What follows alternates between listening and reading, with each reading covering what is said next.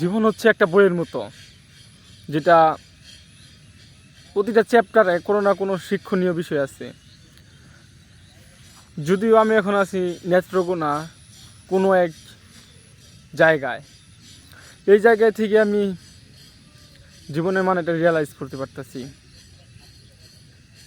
জীবনের প্রতি ক্ষণ প্রতি মুহূর্ত ধাপে ধাপে রিয়েলাইজ করতে পারতেছি জীবনটা সত্যি একটা বইয়ের মতো, যেখানে প্রতিটা চ্যাপ্টার কিছু না কিছু গুরুত্বপূর্ণ বলার আছে।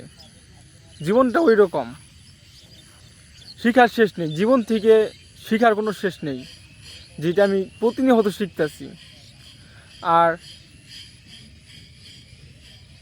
18 বছর বয়স একটা ছেলে হিসাবে যত সম্ভব আমি শিখতেছি, ফেল করতেছি, আবার উঠে দাঁড়াচ্ছি, পড়ে যাচ্ছি, উঠে দাঁড়াচ্ছি। আমি বিশ্বাস করি এই বয়সে ফেল করার বয়স, এই বয়সে ভুল করার বয়স, আর সেই ভুল থেকে শিক্ষা নিয়ে এগিয়ে যাওয়া উচিত।